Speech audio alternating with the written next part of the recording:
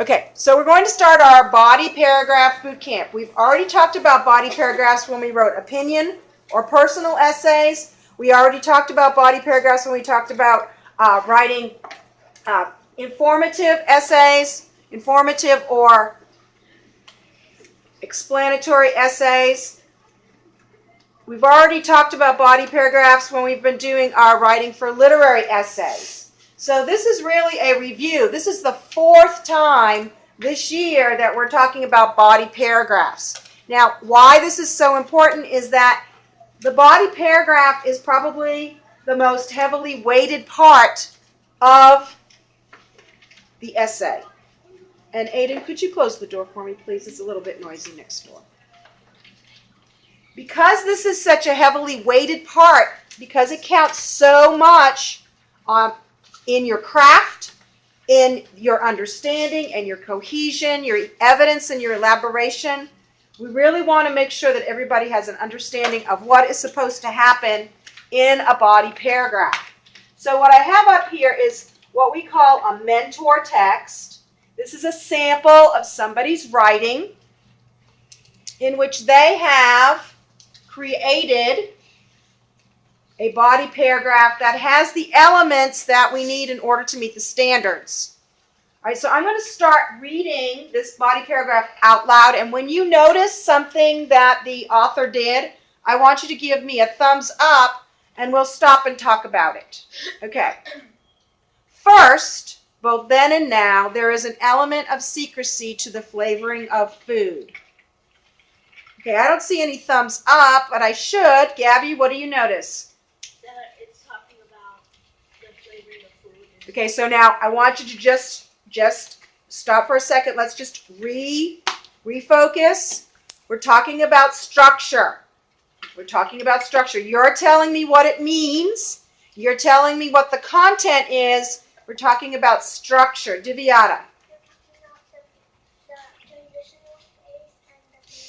Okay, exactly. That's what we're talking about when we're talking about structure. Divyata said that the author started the paragraph with a transitional phrase and followed with their first main idea. So it says, first, both then and now, there is an element of secrecy to the flavoring of food. Okay, I'm going to keep on reading. Listen carefully with an writer's ear for me, and give me a thumbs up when you see something else that the author has done. The article, are these chips too delicious?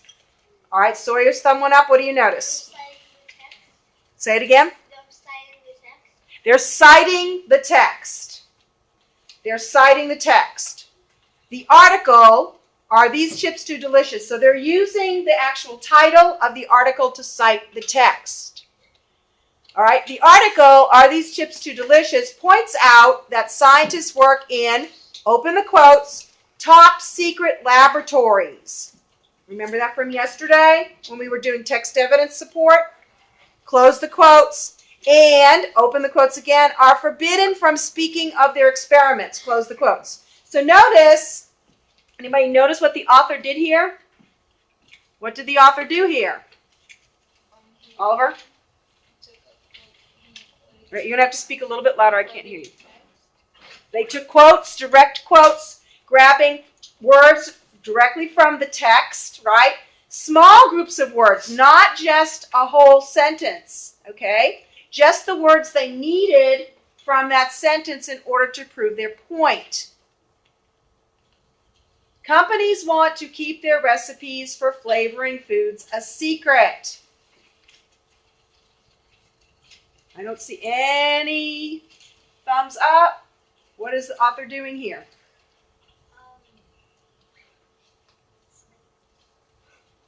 Presented the evidence. What do you do after you present the evidence?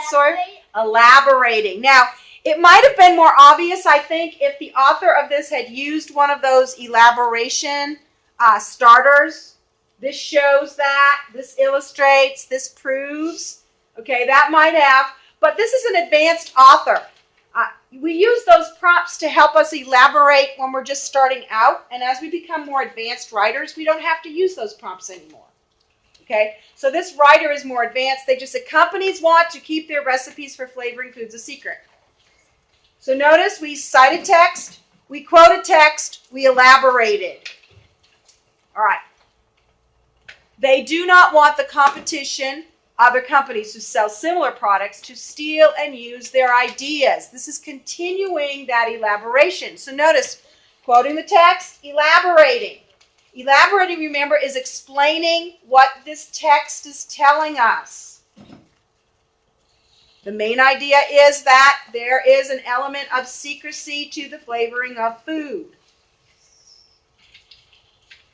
All right, then it says, in contrast, okay, so stop for a second.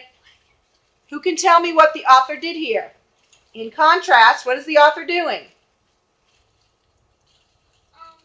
It's comparing, they're saying how it's different and how it's the same. Why, Olivia, is the author comparing how it's different and how is it the same? Why is the author making sure they do that? Excellent. Because it's a compare and contrast essay. You were asked to write a compare and contrast essay. When you write in that essay, when you write a compare and contrast, just like when you identify that text structure when you're reading, you're looking for keywords. When you're writing, you're using those keywords. Alike, different. In contrast. Okay, so in contrast, the article A Bloody History.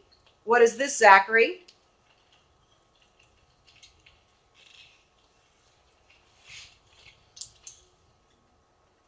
Who can help him out? Sawyer? Citing the text. Guys, you should be listening with a wide awake mind. Explains that during the 1400s, open the quotes, Europeans had no idea where, and then, all right, go ahead, Sawyer. Well, not really elaborating yet. Open the quotes. What is the author doing? Citing text, quoting text, right? All right, so I want you to notice this. Europeans had no idea where, ... spices came from. Close the quotes. Does anybody know what those 3 dots are? Aiden? The 3 dots means it skips part of the text and goes on to another part. Right. So the author of this paragraph decided they only needed some of the words from the sentence. The ... indicates that they left some of those words out. The words that they didn't need. Okay? Keep bumping the table. Thank you. All right, so that's what the author did. Traders, open the quotes, refused to reveal where they got their seasonings. Close the quotes. They wanted to keep, open the quotes, their sources secret, close the quotes, so that they could, open the quotes, control the spice trade. Close the quotes. Okay? Now, I know that seems really complicated, but that's the way I need to read it to show you. Okay? Now, every single word that gets lifted off that text and put in your essay needs to have quotes around it. If you're not putting it in your own words, you're taking somebody else's words and you have to cite that text. Where did it come from? Okay, so then, listen carefully. Tell me what the author's doing here. Middle Eastern and Asian traders kept the locations of spices a secret. They did not want other merchants to find out where they were and compete with them in the market. What is that? Elaborating. It's elaborating. Explaining what that text is saying, what that text is showing. And notice that all of this information goes with the main idea of the element of secrecy to flavoring foods. First presented with the chips and then presented with the spices. Okay, now let's read that final sentence. Thus, although the flavoring of food is different today than it was in the 1400s, it is similar because both have secrecy in common. Mariah? Restating the thesis statement and doing what? Restating the main idea. We call this the linking sentence. In the linking sentence, we're reminding our reader not only of the main idea we've been talking about in that body paragraph, but we're also reminding the reader what our thesis is, what our essay is about. Remember, our essay is a compare and contrast essay. based on the topic of flavoring food, comparing flavoring food today to flavoring food in the past in the 1400s. Okay, so that's a quick review of what you're supposed to have in your body paragraph using the mentor text. So now what we're going to do is we're going to do some work looking at the body paragraph that you wrote yesterday. So go ahead and turn to the body paragraph that you wrote yesterday.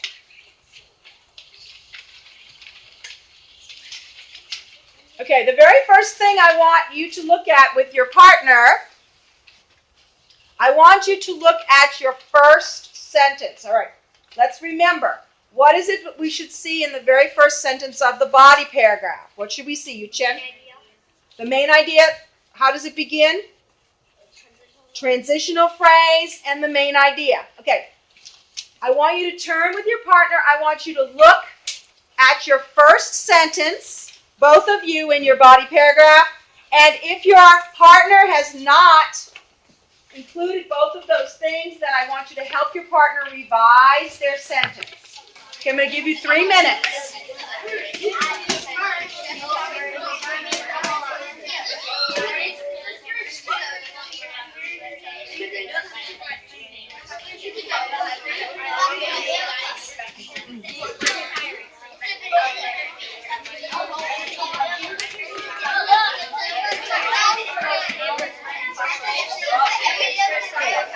I need to know why those sentences are.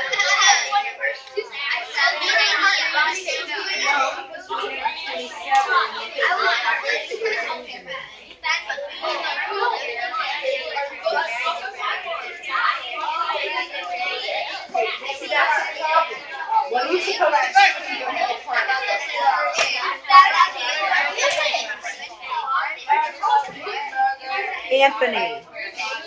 Anthony, who's your partner?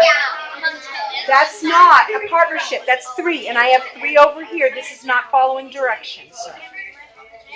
So right now I need you to get over here and to be Terry's partner. Terry, if you come over here. We've wasted a lot of valuable time trying to find a partner.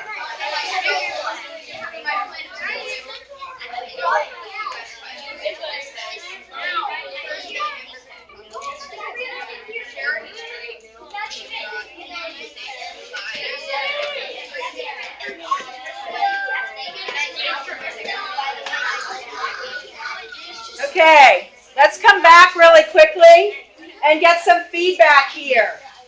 Okay, give me a thumbs up if your partner was able to complete the first part of this body paragraph, a transitional phrase and a main idea. Okay, neither one of you had a transitional phrase and a main idea? Okay, I'm gonna have what's your response? Why not? Why didn't you follow the directions? Okay? And so you're supposed to help him revise that, help him revise it right now. Okay, so I've got some thumbs up. All right, give me a thumbs up if your partner had trouble with that, but you helped them to revise their work, and their work now reflects what it's supposed to be, transitional phrase and main idea. So everybody got it correctly the first time? All right, awesome. That is really good. Okay, so now let's move on to the next part. And the next part has to do with, if I could get you, Oliver, to scoot away from the table. Thank you. The next part now is to start to look at the meat of the body paragraph. When you're looking at the inside, remember what are the things that you're looking for? What are you looking for inside that body paragraph? What did we say we saw? Look up and look at that mentor text. What are some of the things we saw? Sawyer? Citing the text. What else did we see? Elaborating on it. What else did we see, Oliver? Using those comparing and contrasting words. Aiden? Transitional phrases to move from one to the other. Sawyer? Quotes. Direct quotes. Now, remember Or when you're citing text, you can quote directly. You can summarize it in your own words. You can paraphrase it, meaning that you take parts of it. This is a good example of paraphrasing. Part of it is in somebody's own words, and then part of it is pulling that text from quoting. Okay? So there are a variety of ways to present it, as long as you're not copying the text in your body paragraph and passing it off as your own work. Okay, so this next step is going to take a little bit longer. So we're going to end our taped portion and give you a chance to continue to work to look at the inside of that paragraph. Now, stop when you get to the last sentence.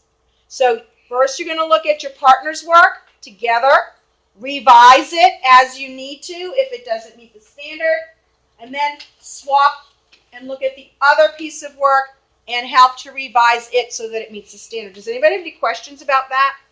You're going to stay right where you are and work on that. Okay, go ahead and start.